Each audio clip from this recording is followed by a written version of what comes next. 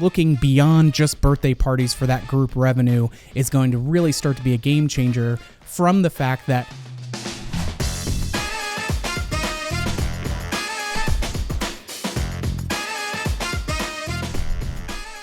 Hi, I'm Russ, and this is the Memory Makers Podcast, the show that helps you create amazing customer experiences and make more memories. All right, gang, let's get into it. Today's topic, we're going to be talking about special events at your FEC. And we all know that birthday parties can be a critical part, and group events and everything, but coming up with the programming and figuring out ways to make these feel tailored and special while still driving a lot of value to the customer can get daunting for you as an operator to make sure that you've got new and fresh and exciting things happening. But ultimately, this is one of the best ways, especially in today's market where customers have a ton of choices to be able to go and do their events and where they're going to spend their time and money. How do we stay front of mind, not only for expanding on what we're doing within birthdays, but offering more corporate groups, as well as being more involved with the community and having things that are going to be exciting and noteworthy and timely within the local community that you're serving. So if we're just doing some basic birthday parties and we're not doing much else, we're really leaving a lot of money on the table as far as operations go. And this is a great way to make sure that your calendar stays full, that your staffing levels are appropriate, and being able to plan and anticipate. And so we're going to be looking at kind of 5 different, benchmark areas of different group events that you can look at. And what are some ways that you can look to expand who you're offering these types of events to, different things that you can do to be unique and distinct within the market, and go from there. So let's start with the birthday parties. Obviously, so many times it's easy to have like, hey, this is our basic birthday package. We've got a couple of add-ons that you can do. And it has kind of that, what I will jokingly call the pizza and play kind of formula. And if we're going to have things that are specialized or go beyond just, hey, here's some food and here are the attractions, some interesting things that I've seen being done by different operators. The first one is this STEM-focused or even kind of mini Lego or robotics style of party packages where an operator has some different, just this huge collection of Legos. They, have a younger demographic and they want people to be able to build their little kits and do all of their things. And that's something that they can take away as a souvenir from the party. But it's serving for some of those kids who are really into a specific niche. Having something like that STEM-focused one is super fun. Having something like a sports-themed event where you can have more tournament style or competition leaderboards throughout all of the different experiences that they're doing, and having a way to kind of commemorate that leaderboard and those kinds of things as a follow-up are some interesting ways to expand what you're already doing within the facility and just add a little bit more of takeaway memory that the guests are doing within that. One thing that I will note on here is whether you have dedicated party rooms or open seating space and, hey, we do a birthday party package and folks just kind of come in and we get them their stuff. If you're not already doing a dedicated party host with all of your birthday parties, I would highly recommend that you do it. This is something that, again, from a staffing perspective, ensures that you're delivering a really phenomenal value to the party, and helping, from the convenience factor that moms are looking for, or parents are looking for in order to not be the only captain on the ship and having that kind of North Star or Sherpa that helps them through the experience.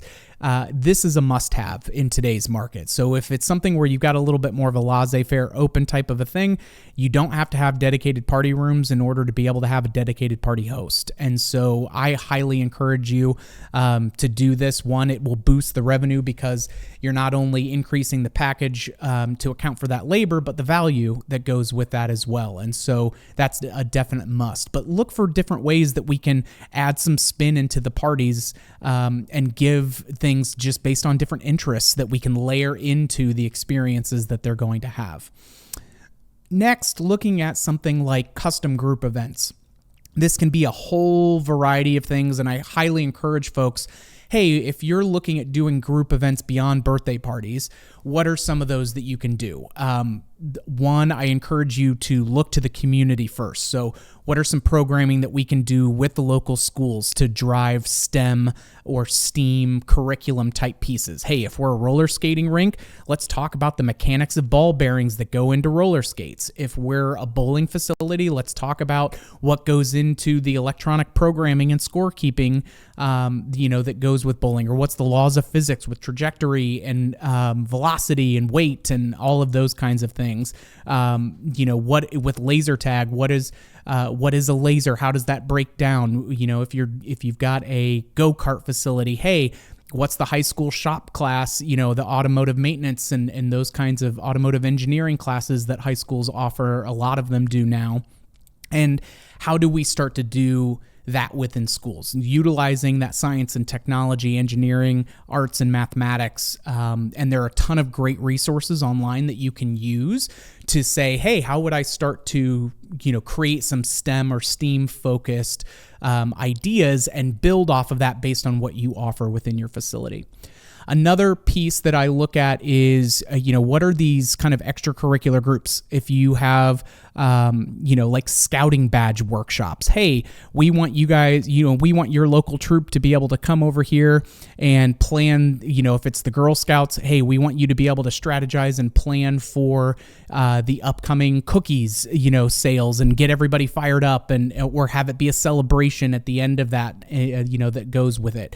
Knot tying and all of the crazy stuff, that goes into those different scouting badge workshops. You can also do this with 4-H groups. If you're in a more rural market, they have a ton of different classes and things that they focus on, and there are 4-H clubs that then are looking for things to be able to take their students to and meet up with and do that. Faith groups are an amazing opportunity. You can host things like Bible Bowl Trivia Night and things like that to do it. But offering, hey, here's a good value add on a weeknight where, you can offer the space at a really good price to them and then have some flexible add-ons for things like the food and beverage as well as the attractions in order to gain a little bit more, because they'll inherently spend some money while they're there, but you're also targeting younger aged groups that then are going to have birthday parties, are going to look for something to do, and by having them there for a little bit, it's some community involvement and it's also some grassroots marketing exposure that you get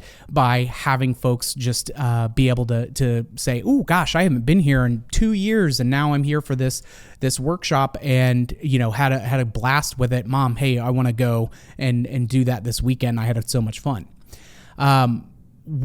When you're looking at beyond custom group events and things like that, one thing that's becoming very popular is to do a lot more seasonal or exclusive one-time events. And so if you have seasonal stuff like, hey, for Halloween, we're going to do more of a zombie vibe and we're going to take over and we're going to have some temporary decorations put up, or if it's for winter holidays that we want to do some things for, or Easter and we want to have the Easter bunny in character, to be able to have folks do a brunch with them like Edison's does, where every Easter they're really known for, hey, we want to do, the Easter bunny photo op. They also do some cool things like lunch with a Disney princess. And so they'll have different character events that they do to bring folks in primarily for food and beverage and get that photo opportunity, as opposed to going to something like the mall and waiting in line and not having much to do.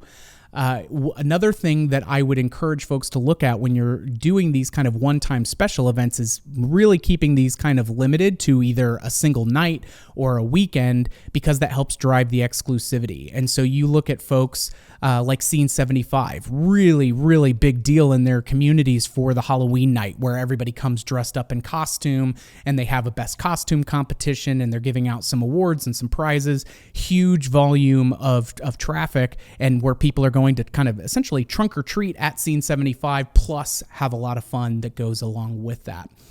And when it comes to other specialized programming that you guys may look at, something to consider is, what are some recurring events that we can have either on a weekly or a monthly basis that have a really niche offering? So if you're a bowling alley, hey, you've already been doing this with leagues A lot of great operators are doing things like leagues and tournaments for any of their attractions that they're doing. So having a March Madness kind of tie-in, and you can do that within things like the arcade and have arcade competitions for your hardcore gamers, or if you've got folks that are looking to do mini golf, or if you've got folks that are looking to do a racing tournament or a league even with go-karts. I mean, all of these things are interchangeable to be able to create some competition and some tournament and some repeat play. And it's a great way to get them committed of, hey, here's a 4-week league or piece that we're doing.